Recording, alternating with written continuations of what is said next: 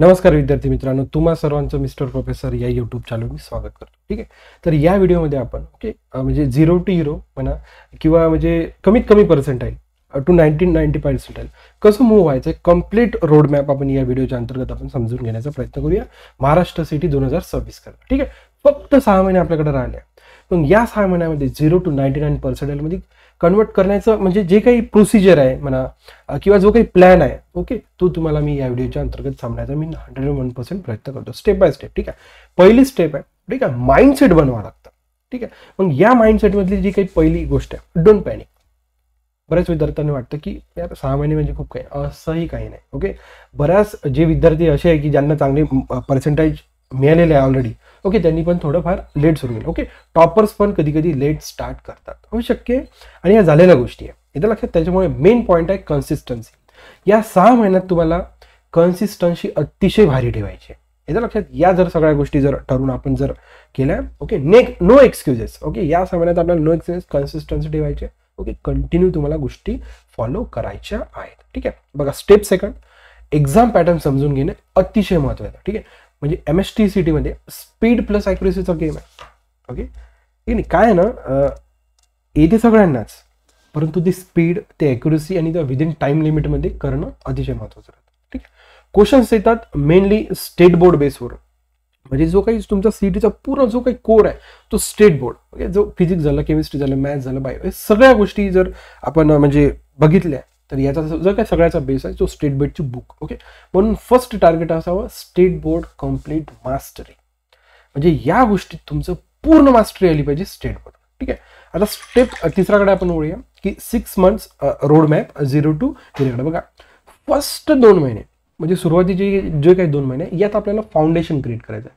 State board line to line revise करायची आहे तुम्हाला. 11वी आणि 12वी तुम्हाला माहिती आहे, जसं की 11वीचा जो काही सिलेबस आहे तो 20% आणि remaining 80% from the 12th. Formulas लिहून ठेवा एका खास फॉर्म्युला नोटबुकवर. ठीक आहे.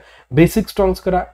कारण फाउंडेशन स्ट्रॉंग असेल तर कॉम्प्लेक्स क्वेश्चन लवकरात लवकर सॉल्व्ह होऊ शकतो. ठीक आहे. नेक्स्ट सेकंड मध्ये तुम्हाला काय करायचं आहे, practice plus PYQs, chapter wise MCQs आणि previous year CET paper solve करा. मिस्टेक्स लिहून ठेवा, वीक एरिया तिथे तुम्हाला क्लिअर करायचं. आफ्टर दॅट मॉक टेस्ट आणि रिव्हिजन. नेक्स्ट याच्यात. आता बघा, तुम्हाला एक डेली रुटीन मी देण्याचा प्रयत्न केला. बघा, सकाळी टफेस्ट सब्जेक्ट करा, जसं की मॅथ्स झाला, फिजिक्स झाला. मॅथ्स काय आहे ना बाबा, प्रत्येक सब्जेक्टचे तुम्हाला 30-30 50-50 क्वेश्चन्स राहतात, परंतु मॅथ्स असा एक सब्जेक्ट आहे की ज्याच्यात तुम्हाला मल्टिप्लाय बाय 2 म्हणजे प्रत्येक एका पर्टिक्युलर क्वेश्चनला 2 मार्क तुम्हाला देऊन चालला. त्याच्यामुळे मॅथ्सवर तुम्हाला मॅक्सिमम फोकस करायचा. आफ्टरनूनमध्ये तुम्ही समजा केमिस्ट्री, कन्सेप्ट प्लस प्रॉब्लेम. विदिंगला बायोलॉजी किंवा झोपण्याआधी किंवा जे काही क्विक रिव्हिजन वगैरे या सगळ्या गोष्टी तुम्हाला करून घ्यायच्या. येतं लक्षात. या सगळ्या गोष्टी तुम्ही लक्षात ठेवा. Step 5, tricks for the 99%. बघा, मॉक टेस्ट अनालिसिसला जास्त टाइम द्या. ज्या गोष्टी चुका झालेल्या आहेत तिथे अनालिसिस करत राहावं लागणार आहे. Shortcuts plus mental calculation speed वाढवायची आहे तुम्हाला.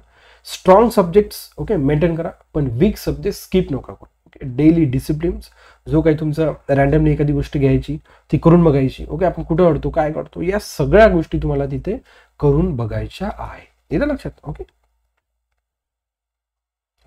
बघा, last ending to the motivational ending. बघा, एक लक्षात घ्या मित्रांनो की 6 months म्हणजे पुरेसा टाइम आहे तुमचं फ्युचर बदलायचा.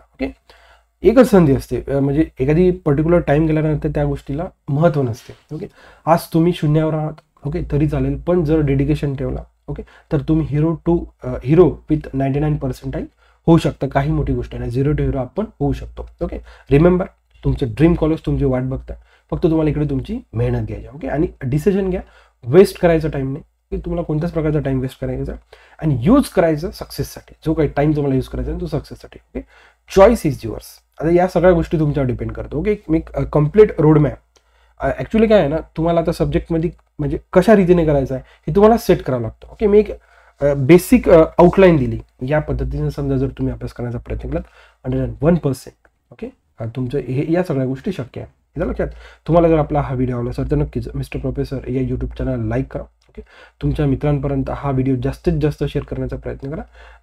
आणि मिस्टर प्रोफेसर हा यूट्यूब चॅनल सबस्क्राईब करून बेल आयकॉन हिट करा अशाच नवीन अपडेटसाठी. So thank you for watching. See in the next video.